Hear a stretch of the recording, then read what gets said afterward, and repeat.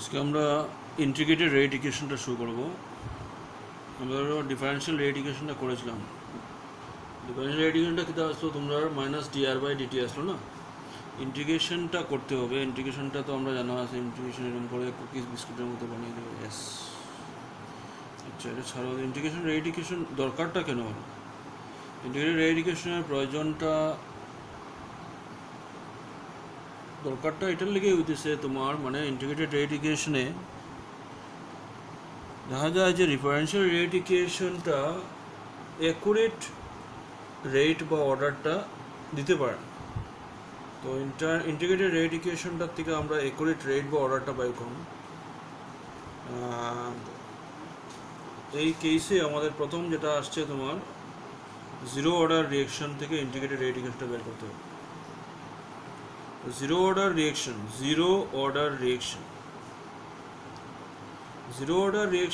is the reaction in which rate of the reaction, remember আমরা কি কি টার্মের সাথে রিলেট করছি, যে rate of the reaction, zero order reaction is the reaction in which the rate of the reaction is proportional to the zero power of the concentration of reactant. Zero power of the concentration of the reactant. এখন যদি তোমার এরকম হয় R tends to P, যদি হয় একটা reaction ধরে নিলাম for this reaction R tends to P, তো রেট অফ দ্য রিঅ্যাকশন হবে তোমার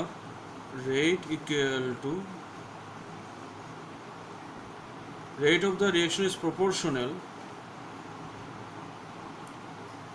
to the zero power of the concentration of reactant. Rate of the reactant হলো কি R এর পাওয়ারটা কত হবে? জিরো পাওয়ার। এটা দেখবা কতটা, zero power of the concentration of reactant. এটা থার্ড ব্র্যাকেটের হলো কনসেন্ট্রেশন, আর মানে রিঅ্যাক্টেন্ট। সো এখান থেকে আমরা যদি প্রপোর্শনাল সাইনটা উঠায় দিই, এটা তো আমরা বারবারই করছি, rate equal to k of R to the power zero. আচ্ছা, এই সাইড থেকে আমরা এখন এই সাইডটা একটু জানতে লাগবো। একটা reaction r tends to p হয়েছে at t equal to zero, যে সময় রিঅ্যাকশনটা শুরু হয় না। চিন্তা করিল একবার, যে সময় টাইমটা জিরো থাকে তখন খালি রিঅ্যাক্টেন্ট থাকে, কেন এদিকে বন্ধ করে রাখি দিচ্ছি, আর এদিকে খুলে দিলে রিঅ্যাকশন শুরু হয়ে যায়। তো at t equal to zero concentration of reactant is equal to R naught না হইয়া আর অরিজিনাল হইবে, মানে এটা 100% কনসেন্ট্রেশন অফ দ্য রিঅ্যাক্টেন্ট থাকি যাবে। তো আর concentration of reactant equal to R naught equal to 100% of concentration. তখন where third bracketed R is nothing but concentration of reactant left, থাকলেও হতো left। তখন যদি টাইম জিরো থাকে তো 100%ই থাকি যাব না, তাহলে আরও টাইম যাওয়ার সাথে সাথে আর এর ভ্যালুটা ধীরে ধীরে কমতে থাকে। তো এগুলো জিনিস আমরা আগেও পড়ছি, যখন আমরা এখন ডেরাইভেশনটা করতে লাগবো, আমরা একটু দেখলাম, ঠিক আছে। তো এটা হলো K of R to the power zero. তো এক্সট্রিম লেফট থেকে শুরু করি, দেখতে সুবিধা হইবে। তো রেটে আমরা লিখতে পারি মাইনাস ডিফারেন্সিয়াল টার্মে ডিআর বাই ডিটি। আমরা তো ডিফারেন্সিয়াল না শিখলে ইন্টিগ্রেশন শিখতে পারি না। Anything to the power zero equal to তো 1। তো এটারে যদি একটু সুন্দর করে লিখতে লাগে minus dR equal to K dt, এটারে প্লাস করে দিলে এটিকে মাইনাস হয়ে যাবে। তো dR equal to minus K dt. এখন ইন্টিগ্রেশন মারি দেব, integration of dR minus K, কনস্ট্যান্টের ইন্টিগ্রেশন তো হইতো না ডিটি। তো integration of dx equal to কত হয়? ডি কাটি দাও, এক্স রাখি দাও, ডি কাটি দাও, এক্স রাখি দাও। Integration of dx equal to x, so that is equal to third bracketed r minus dt equal to t plus I লিখবাই, এটা ইকুয়েশন 1, এটারে ইকুয়েশন 1 দইল, যত 1 2 3 যত বড় বইতে যাওয়া অসুবিধা নাই, এটা 2। এখন আইটা কিটা, আইটা হলো গিয়ে constant of integration, constant of integration, আর ই জি এ টি আই ইন্টিগ্রেশন, কনস্ট্যান্ট অফ ইন্টিগ্রেশন। এখন হইল গিয়ে আমরা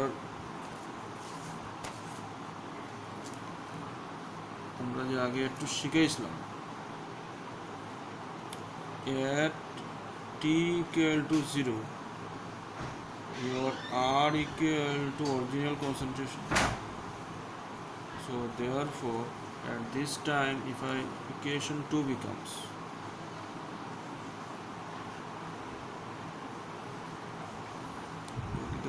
তোমার r equal to minus k into 0, your r become r naught plus I, এটা কিটা বোঝা যায় I equal to r naught, এটা একটা ইকুয়েশন দিলেই তাই নেই, দিলাও 3। এখন 3 দিয়ে যদি 2 এর মধ্যে লাগাই দেব ইউজিং 3 into তাহলে কিটা দাঁড়াবে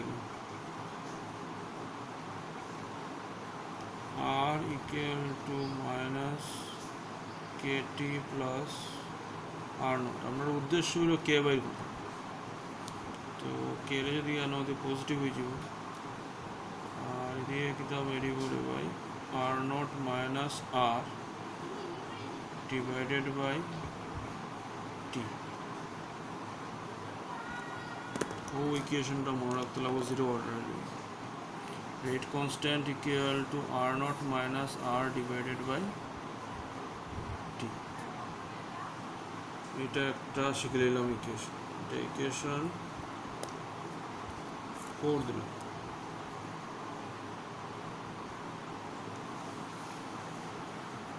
যেরকম করাই এরকম সুন্দরভাবে নোটসটা দেখবা, ধীরে ধীরে ধীরে ধীরে ধীরে ধীরে করবা, করলে শিখবা। তারপরে একটা টার্ম দিছে half life period of zero order reaction, আধা জীবন। আধা জীবনে মানে কিতা, আধা শেষ হয়ে যাবে। Half life is the time in which 50% of the reaction is complete, যে টাইমে একটা রিঅ্যাকশনের 50% কমপ্লিট হয়ে যাবে, ঠিক আছে। এখন ধরিল একটা জিনিস অত বড় আছে, যে টাইমের পরে হে অত বড় হয়ে যাবে, মানে 50%-এ কনভার্ট হবে। যদি এটা 100 থাকে, এটা 50-তে কনভার্ট হবে, এইটা টাইমটা কতটুকু সময় লাগবে, যত দিন যাইব জিনিসটা ধীরে ধীরে ধীরে ধীরে ধীরে ধীরে কিন্তু এয়ারের মধ্যে মিক্স আপ হয়ে যাবে, তারে প্রদেশে হইল গিয়া তোমার হাফ লাইফ। তো আমরা প্রথম বাইর করব হইল গিয়া half life for zero order reaction, half life for zero order reaction, zero order reaction হলে হাফ লাইফ। তো একটু দুই পার্ট করলে for zero order reaction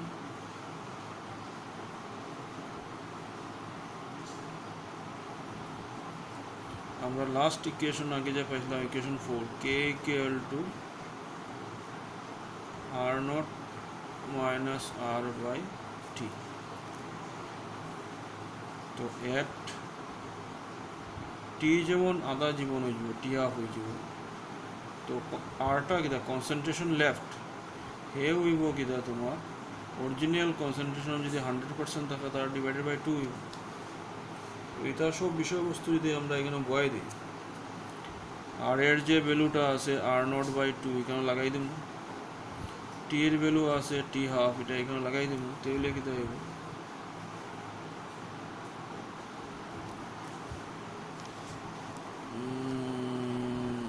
therefore 1 becomes k equal to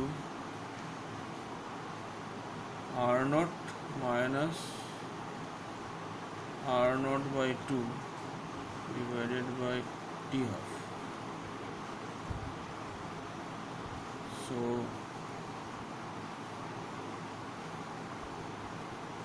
এখান থেকে কিতা বাইতে সময় দেখিল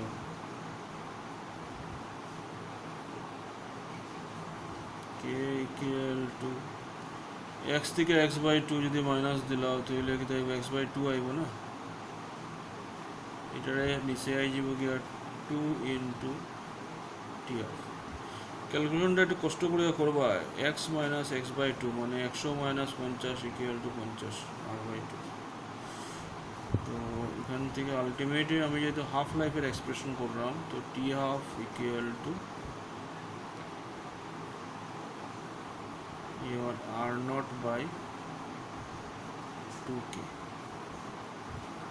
so this is your t half।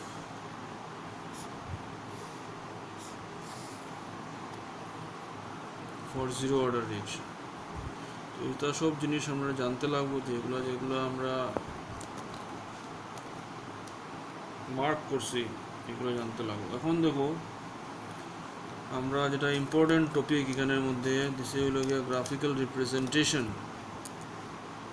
Graph দিয়া বুঝাইতে লাগবো যে কিতা কিতা হইতেছে, গ্রাফই আই চ্যাপ্টারের মধ্যে। Third bracket r equal to minus k t plus r naught, আজকে এটা করছি। এটা হলো গিয়া প্রথম যে শুরু করছিলাম rate equal to k of R to the power 0 r t of equal to 1/2k into r naught. প্রথমটা যেটা দেখা যায় তোমার, প্রথমটা হইল গিয়া y equal to minus mx plus C,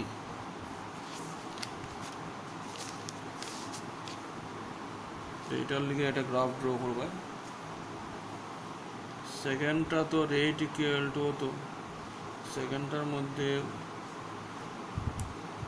y equal to constant, কারণ এটার ভ্যালু তো 1 আই কে তো কনস্ট্যান্ট। থার্ডটা হইব গিয়া তোমার y equal two m into x mx। তো y ইকুয়াল টু mx মানে তোমার মাইনাস স্লোপ হইলে গ্রাফটা এরকমভাবে যাইব, কনস্ট্যান্ট হইলে কনস্ট্যান্টের গ্রাফও টেনও আঁকছো এরকমভাবে যাইব। y ইকুয়াল টু mx চিন্তা করো আমরা v ইকুয়াল টু ir শিখছিলাম, যেটা হলো ওমসলোর গ্রাফ, এটা এই বইগুলোকে সেন্টার থেকে আরো। তো এই তিনটা গ্রাফ তোমার এরকমভাবে একটার পরে একটা হইতে থাকে। তোমাদের যদি ড্রই করতে লাগে তাহলে প্রথম গ্রাফটা হইতেছে এটা,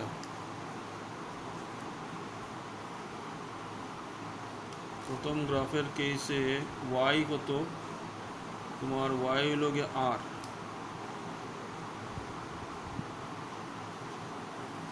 আর x কত t।